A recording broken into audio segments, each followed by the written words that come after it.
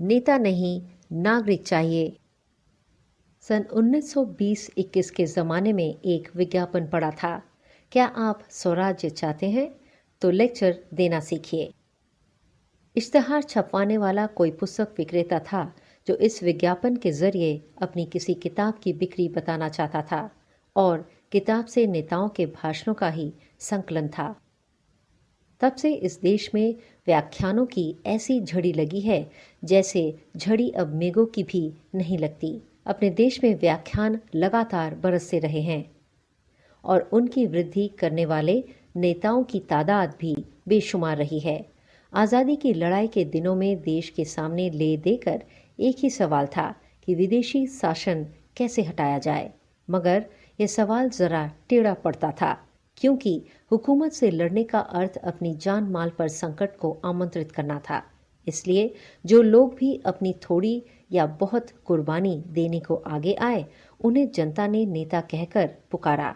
जनता के पास और था ही क्या जिसे लेकर वह कुर्बानी की इज्जत करती। लेकिन आज़ादी के बाद जब देश के सारे काम नेताओं के हाथ में आ गए, तब उन्हें पता चला कि अभी तक इस देश ने नेता ही पैदा किए हैं, नागरिक नहीं। व्याख्यान सुनते सुनते इस देश ने व्याख्यान देने की आदत डाल ली है। जहाँ तक व्याख्यान के मजमून पर अमल करने का सवाल है, वह परिपाटी स्वतंत्रता के आगमन के साथ ही समाप्त हो गई। अब यहाँ के लोग कर्म को कम, वाणी को अधिक महत्व देते हैं। हर किसी की यही अभिलाषा है कि वह दूसरों को कुछ उपदेश दे, मगर खुद किसी भी उपदेश पर अमल करने को वह तैयार नहीं है। यूं देश के नवनिर्माण के ज़्यादा काम ठप पड़े हैं, क्योंकि जो सचमुच देश के नेता हैं वे काम नहीं करना जानते, और जो काम करना जानते हैं उन्हें हाथ पांव हिलाने की अपेक्षा जीभ की कैंची चलाने में ही अधिक आनंद आता है। नेता बनने की धुन का यह पहला अवसर है जिसे हिंदुस्तान आज बुरी तरह भोग रहा है। फिर भी यह सच है कि देश के नेता, देश के शिक्षा विशेषज्ञ और बच्चों के माता पिता सभी चाहते हैं कि स्कूलों और कॉलेजों में पढ़ने वाले हमारे सभी बच्चे और नौजवान किसी न किसी क्षेत्र में नेता बनने की तैयारी करें। लेकिन क्या किसी ने यह भी कभी सोचा है कि अगर सारा समाज नेता बनने की तैयारी में लग गया तो नेताओं के पीछे चलने वाले लोग कौन रह जाएंगे? कल्पना कीजिए कि देश का एक एक आदमी जवाहरलाल हो गया, तो फिर यहाँ का एक एक आदमी सोचेगा, योजना बनाएगा और बहस करेगा, लेकिन तब इन 1 अरब जवाहरलालों को भोजन कौन देगा, उनके लिए कपड़े कौन बुनेगा, और मुश्किल तो ये है कि उनकी मोटरें कौन चलाएगा। जवाहरलाल बनने में और तो सब ठीक है, कठिनाई सिर्फ इतनी है कि जवाहरलाल कुदाल नहीं चला सकते, हथौड़ा नहीं उठा सकते, और ज़्यादातर वह अपनी मोटर भी आप नहीं चला सकते। बड़ों की बात सुनो, उनकी नकल मत करो। यह कहावत किसी भारी अक्लमंद ने कही होगी, लेकिन अब तो बड़ा और छोटा ये भेद सुनते ही लोगों को गुस्सा आ जाता है। जिस जमाने का एक ही नारा हो कि सब लोग समान हैं, बस जमाने में 1 या 10 को बड़ा और बाकी को छोटा बताना तंग नजरी नहीं तो क्या है। हर आदमी सिर्फ बराबरी के सिद्धांत पर आगे बढ़ने को अधीर है। नतीजा ये है कि जो जहाँ है वह वहीं कुड़ रहा है, वह वहीं जल रहा है। हर एक को शिकायत है कि उसकी वाजिब जगह उसको नहीं मिली है। उसे जिस पद होना चाहिए उस पर कोई और बैठ गया है जो निश्चित रूप से उससे छोटा और कमज़ोर है। अखबारों के सहायक संपादक अपने प्रधान संपादक से जल रहे हैं। मिल का छोटा मैनेजर बड़े मैनेजर के खिलाफ है, और राजनीतिक दलों के भीतर जो द्वेष का धुआं छूट रहा है उसका कारण यही है कि आगे के नेता को पीछे ढकेल कर कोई दूसरा आदमी उसकी जगह को ले लेना चाहता है। सब लोग आपस में बराबर है, इस बात का लोगों ने गलत अर्थ लिया है। इसका मामूली अर्थ यह है कि सबको विकास का समान अवसर मिलना चाहिए। ये नहीं कि अवसर की प्रतीक्षा किए बिना चाहे जहां इच्छा मात्र से पहुंच जाए। अवसर कोई ऐसी चीज नहीं है जो रोटी दाल की तरह सबके सामने परोसी जा सके।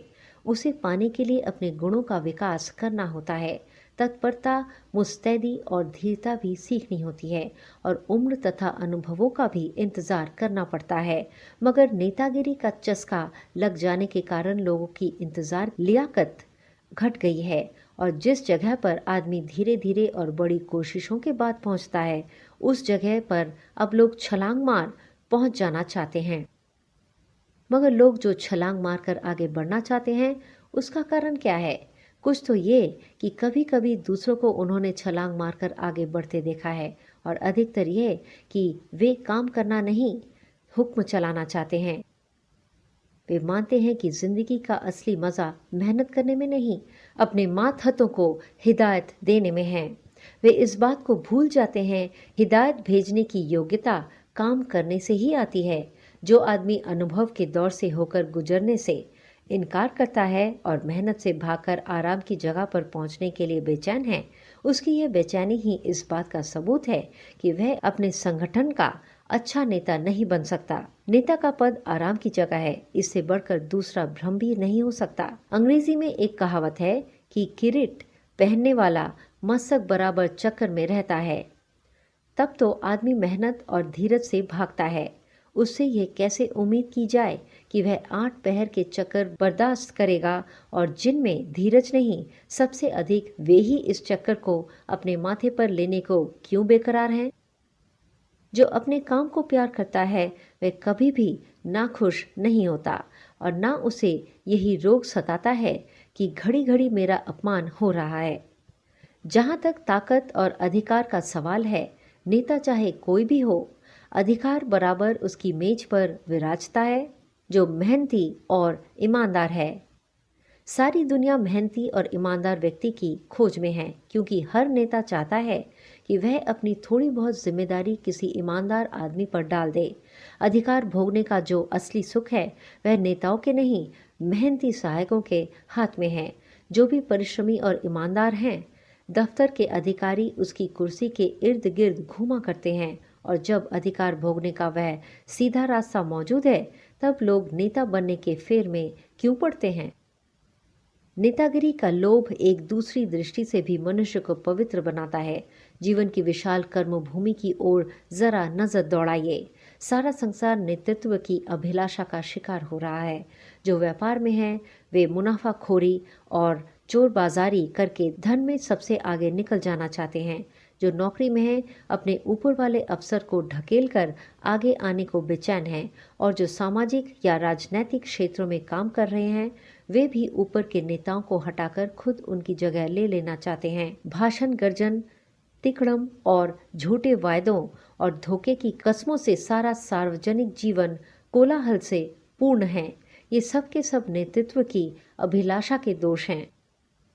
समाज का असली सुधार उसमें रहने वालों का सुधार है। व्यक्तियों के ही बुरे या भले होने से हम समाज को बुरा या भला कहते हैं। मुख्य बात ये नहीं कि हम दूसरों को सुधारने का उपदेश दें, बल्कि ये कि सुधार की जो भी बातें हमारे मन में उठती हो, पहले हम उन्हें अपने चरित्र और स्वभाव पर लागू करें।